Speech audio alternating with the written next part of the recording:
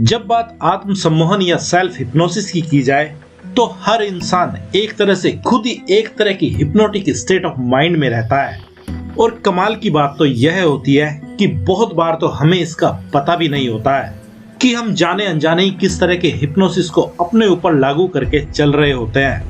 लेकिन अगर आप इसको खुद की स्थिति पर देखना चाहें तो आप पाएंगे कि आपकी लाइफ में जो कुछ भी हो रहा होगा वह सब वही होगा जो भी आप अपने अंदर सोचते होंगे और विश्वास करते होंगे।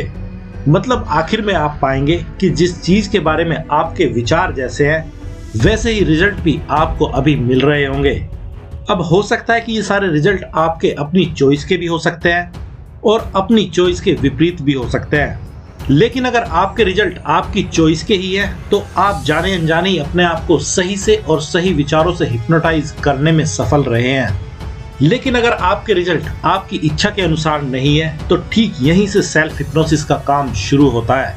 जो आपको आपके विचारों को बदलने में बड़ी ही तेजी से मदद करता है। लेकिन कैसे, तो चलिए इसको भी समझ लेते हैं। इसलिए अब अगर सेल्फ हिप्नोसिस की बात करें तो यह वह तरीका है जिसमें आप खुद को पहले तो एक तरह की स्लीपी स्टेट ऑफ माइंड में जानबूझकर ले जाते हैं और फिर अपने आप को ठीक उसी तरह के विचार देते हैं जो आपके लिए सही हो या जैसा आप अपने लिए चाहते हो कि वह सब सच हो। लेकिन अब अगर आप यह सोच रहे हो कि हमें सेल्फ हिप्नोसिस की जरूरत क्यों है, तो इसका सीधा सही जवाब है कि माना हम दिन रात सोचते रहते हो लेकिन सोच वही कामयाब होती है जो हमारे कॉन्शियस माइंड से सब कॉन्शियस माइंड तक पहुंच जाती है, क्योंकि तभी चीजें अपना आकार लेना शुरू करती है। लेकिन बहुत ज्यादा बार तो यही होता है कि हमें बिल्कुल क्लियर पता होता है कि हमें क्या चाहिए और यह भी पता होता है कि वह सब हमें क्या करने से मिलेगा,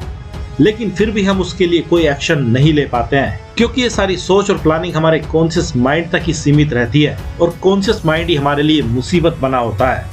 और इसी कॉन्शियस माइंड को बाईपास करने के लिए हमें सेल्फ हिप्नोसिस की जरूरत पड़ती है। और अगर इस सेल्फ हिप्नोसिस की दूसरी जरूरत की बात करें तो यह हर उस इंसान के लिए जरूरी है। यह काफी फायदेमंद साबित हो सकता है जो सोचते तो बहुत ज्यादा है लेकिन काम बहुत कम करते हैं, जिसको सेल्फ हिप्नोसिस बहुत ही ज्यादा आसान बना देता है।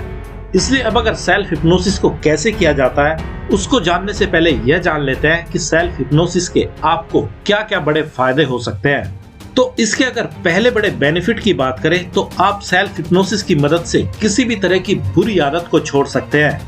या उसको किसी अच्छी आदत से रिप्लेस कर सकते हैं। जैसे अगर कोई स्मोकिंग या ड्रिंक करने की आदत को छोड़ना चाहता है तो वह भी सेल्फ हिप्नोसिस की मदद से बड़ी ही आसानी से छोड़ी जा सकती है। और अगर दूसरे बेनिफिट की बात करें तो आप किसी भी तरह की बीमारी को खुद की पावर से हील कर सकते हैं और पूरी तरह से सही हो सकते हैं, क्योंकि बीमारी चाहे कोई भी रही हो उसकी जड़ें हमेशा ही इंसान के दिमाग में किसी न किसी विचार के कारण ही बनी होती है। और जब तक वह पर्टिकुलर विचार दिमाग से नहीं हटा दिया जाता है तो भले ही कोई कितनी ही दवाइयाँ क्यों ना खा ले, उस बीमारी को पूरी तरह से सही नहीं किया जा सकता है। और अगर सेल्फ हिप्नोसिस के तीसरे बड़े बेनिफिट की बात करें तो इसके जरिए कोई भी इंसान अपने बिहेवियर में बहुत बड़ा चेंज ला सकता है। जैसे किसी को किसी चीज को फेस करने में डर लगता है तो वह अपने आप को किसी भी तरह के डर से मुक्ति दिला सकता है,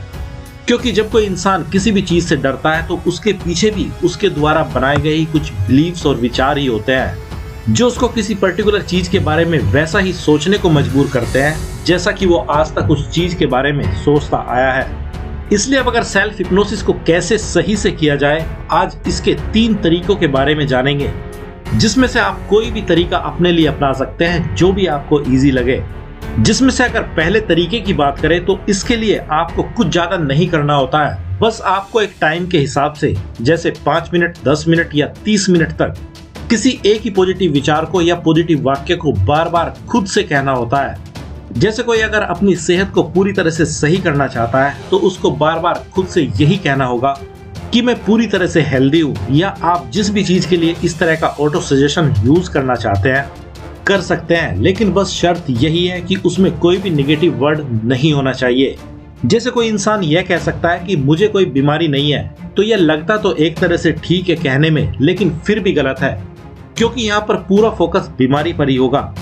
लेकिन अगर इसकी जगह कोई यह कहे कि मैं पूरी तरह से हेल्दी हूँ या मैं पूरी तरह से स्वस्थ हूँ, तो यह सबसे सही है, क्योंकि यहाँ पर पूरा फोकस हेल्थ या स्वस्थ होने पर है। क्योंकि आपको जानकर हैरानी होगी कि माइंड की एक यह सबसे बड़ी खासियत होती है